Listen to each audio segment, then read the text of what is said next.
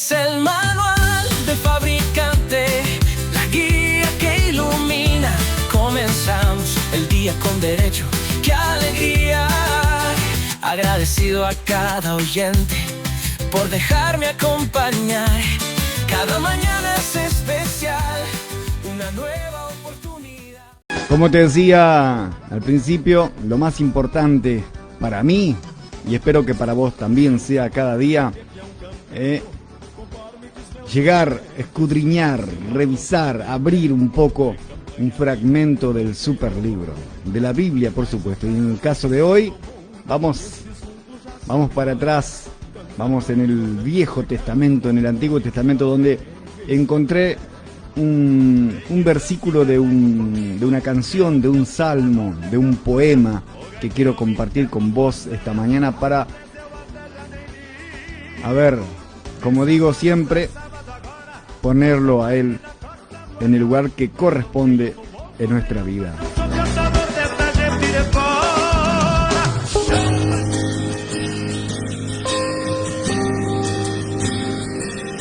Esto es Jesús Adrián Romero, Mi Corazón Te Canta.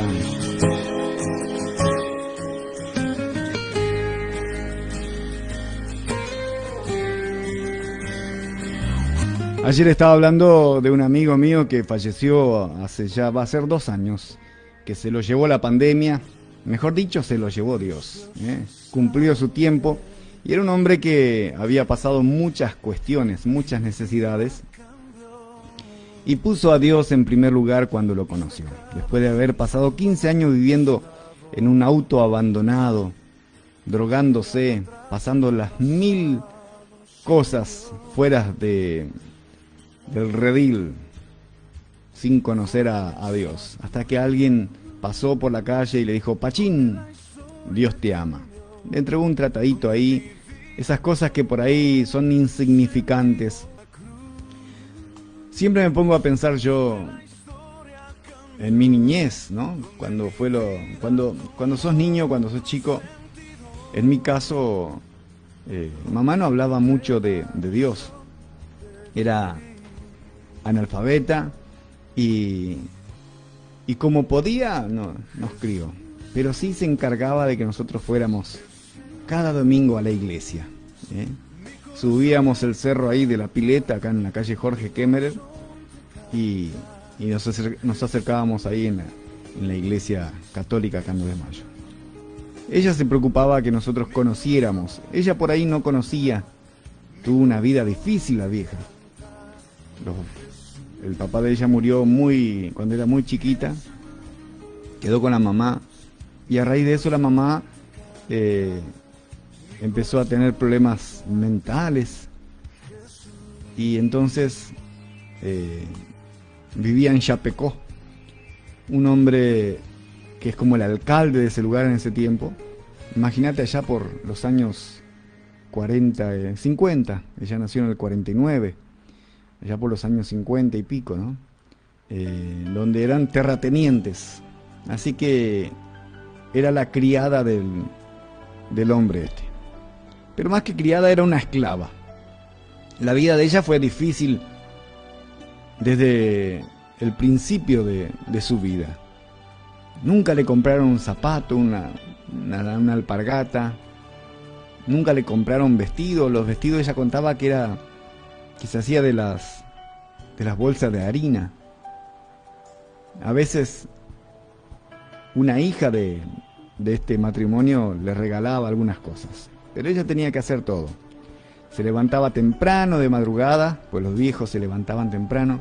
Entonces ella tenía que levantarse temprano sin hacer ruido, hacer el fuego, ir más o menos a 100 metros en una vertiente que había y buscar agua fresca para poner en la pava y hacer mate. Y a veces hacía mucho frío en invierno, y como no tenía zapato, ella no quería ir a buscar el agua. Entonces lo que ella hacía era, despacito mojaba el borde del balde para que creyeran que ella había ido a buscar el agua en la vertiente, y ponía a calentar. Cuando el viejo tomaba el primer mate, agarraba un vaso de agua y le tiraba en la cara, así fría. para que aprendiera a ir a buscar el agua, porque él se daba cuenta que no era el agua fresca de la vertiente. Cuando hacía mucho frío y tenía que buscar los animales, así descalza la viejita, ella iba por el campo y miraba a ver si alguna vaca hacía sus necesidades. Entonces cuando caía la bosta de la vaca, ella iba corriendo ahí y metía sus pies porque la caca de la vaca estaba calentita y ponía sus pies ahí para calentar. Así era la historia de doña Elena, de doña Eva. Y ahí estuvo hasta los 14 años, estuvo en Brasil, en Chapecó. Hasta que un hermano de ella, por parte de padre, era mozo y tuvo bebé, la esposa. Entonces él fue y le pidió a este hombre para que le diera unos días nada más para que le pudiera ayudar a su esposa. Era la estrategia para venirse a Argentina. Y así a los 14 años se vino a Argentina, sin saber leer, sola completamente. Y ahí enseguida nomás ya tuvo hijos. Cuando ella tenía 17, 18, sí, 16, por ahí ya empezó a tener hijos. Cuando tenía 22 años nací yo, ya siendo el cuarto o el quinto, porque uno tuvo que regalar. Esa fue la vida de la vieja. Aún con esas dificultades, viniendo acá en esta tierra, en este suelo argentino, en ese tiempo no había planes sociales ni nada por el estilo. Había que trabajar, había que carpir, había que juntar tun, había que tarefear, había que hacer las cosas para poder comer. Aún así ella nos crió a todos, 8 hijos, 8 hermanos. Aún así crió a todos y se preocupaba para que nosotros conociéramos a Dios. Cuando vinimos sacando de Mayo yo tenía 1 año seguramente. Cuando fui a vivir ahí en la bajada donde el intendente Torres le regaló esa tierra a mi vieja, que después de 46 años lo sacaron, yo tenía 2 años y medio. Y ahí fue toda mi infancia, ahí en la bajada esa, todo monte era, me acuerdo.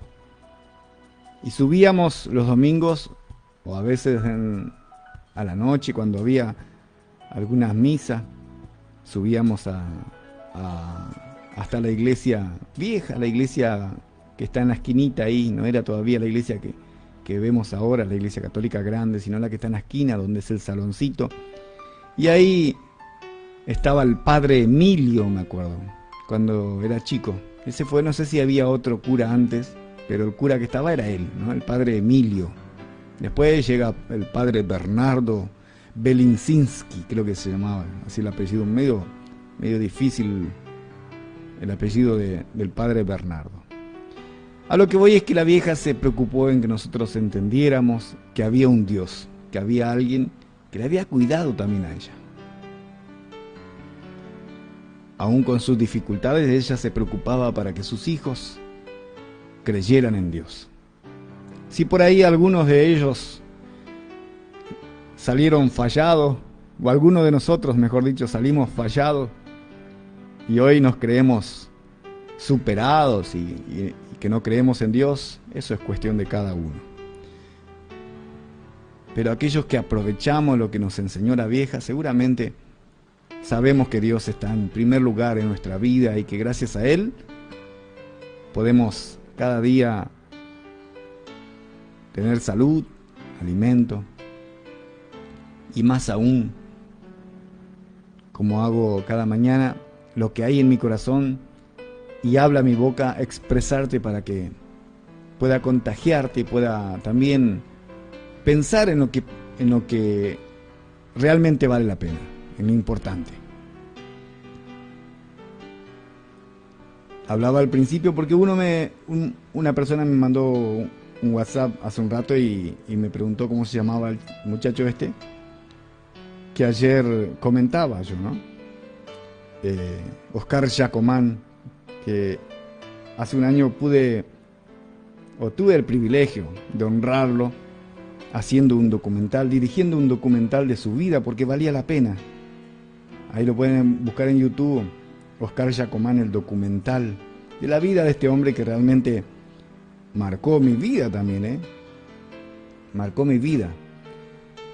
Él, estando totalmente con una vida deplorable, tuvo la oportunidad de tener una segunda oportunidad.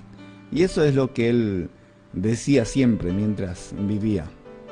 Y marcó muchas vidas, muchos jóvenes. En Buenos Aires la droga es un flagelo que está a la orden del día, mucho más que acá en Misiones, mucho más.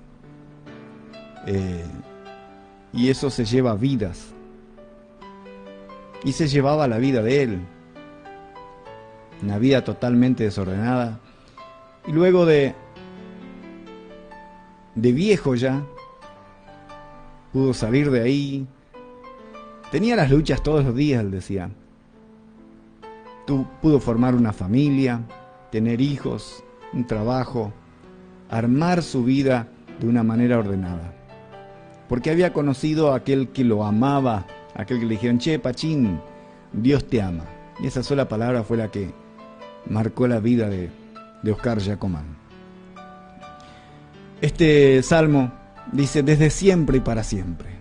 Desde antes que yo naciera, Él ya me conocía. Cuando era un embrión en la panza de la vieja, a Él ya me había marcado. Él ya sabía la historia de mi vida antes que yo supiera. Ahí Él me había marcado. A ver, este negrito, dijo Él, voy a hacer esto y esto con él. Y era muy chiquito yo, tenía muy poco tiempo, creo que tenía un año quizás o menos. Cuando recién la vieja vino a 2 de mayo, porque nací en Campo Viera yo, y andaba enfermo. No sé si estaba empachado o qué, pero me estaba muriendo ahí. Y ahí un día una amiga de la vieja le llevó a mamá allá en la iglesia creyente que estaba allá por Macuco. ¿Se acuerdan? La primera iglesia de los creyentes de la Asamblea de Dios acá. Y ahí estaba don Crucelino Carballo, que después seguramente era anciano en esa época, después fue pastor. Y yo ya estaba dando vuelta a los ojos. Ella tenía vergüenza de pasar, viste que los creyentes hacen que pases ahí adelante y que yo no quería. Entonces la amiga me llevó a UPA y oraron por mí. Y seguramente desde ese momento Dios marcó mi vida.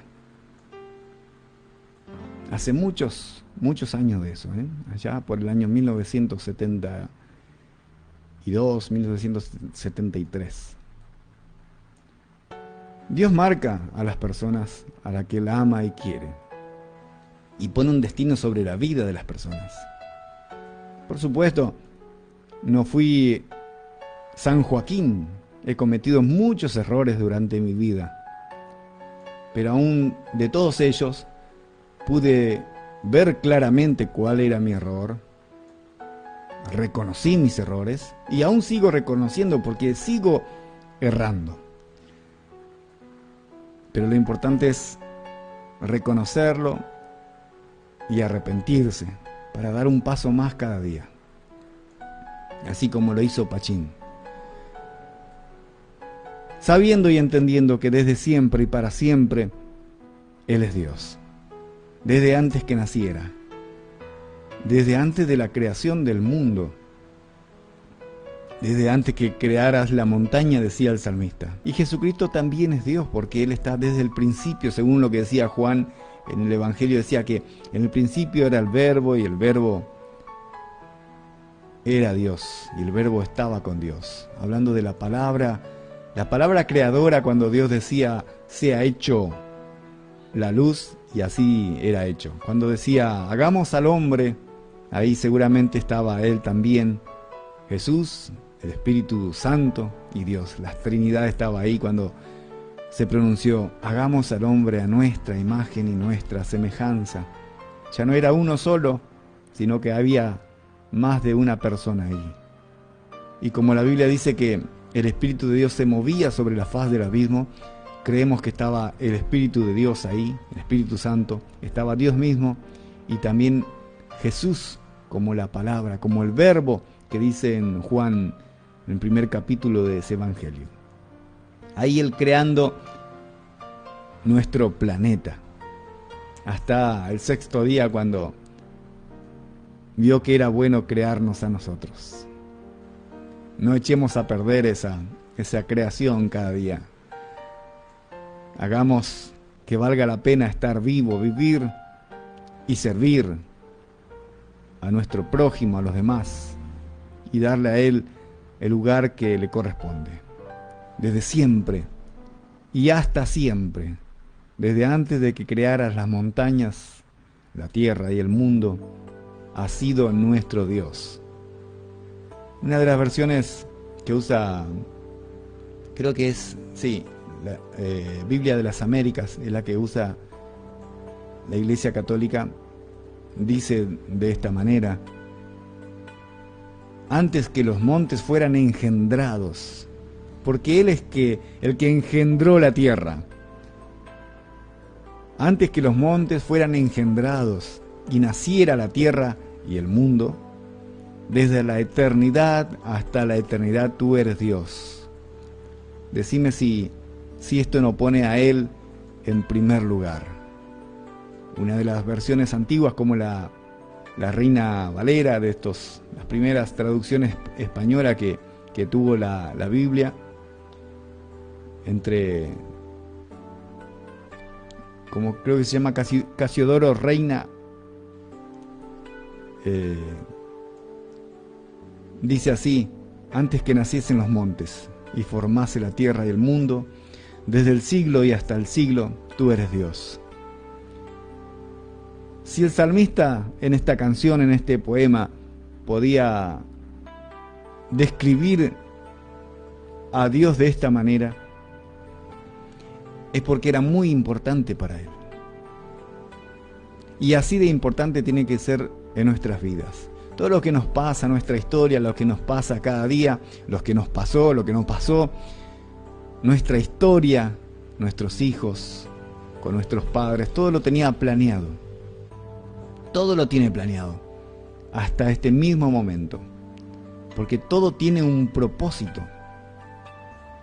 Muchas veces no encontramos el propósito, o nos cuesta encontrar el propósito de nuestra vida en esta tierra.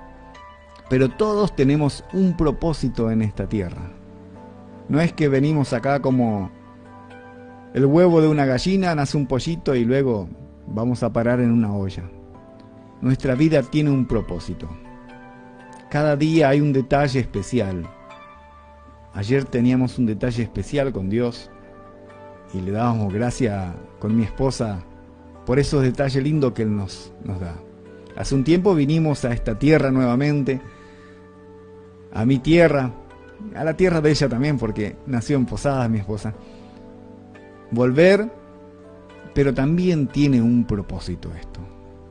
Él no nos mueve miles de kilómetros para nada, o para solamente disfrutar y salir un poco de la jungla de cemento, sino porque seguramente había un propósito acá. Y uno de esos, creo yo, que es estar en este lugar dándote esta palabra esta mañana, alentando tu vida esta mañana, diciendo lo importante que Él ha sido para mí, para mi vieja, para mis hijos, y así de importante puede ser para vos. Quizás el propósito de mi vida haya sido esto, y si en esta mañana, con lo que sale de mi corazón, por mi boca, pueda afectar tu vida, pueda cambiar tu vida, pueda hacerte parar un poco y mirar hacia atrás y hacia adelante y volver a comenzar, si ese fue el propósito, a Dios doy gracias por ese propósito. Si solamente fuera eso en mi vida, pero aún creo que hay mucho más, y en vos también. No viniste de un repollo, viniste por un propósito, y seguramente Cada día vas a ir comprendiendo día a día cuál es el mal llamado destino de tu vida. En mi versión yo diría el propósito de Dios en tu vida. Que esta mañana podamos comprender y entender cuál fue ese propósito. ¿Cuál es la meta a la que tenés que llegar? Es difícil entender, pero si le pones onda, si lo buscas, seguramente vas a entender. Es el manual del fabricante, la guía que ilumina. Comenzamos el día con el pie derecho, que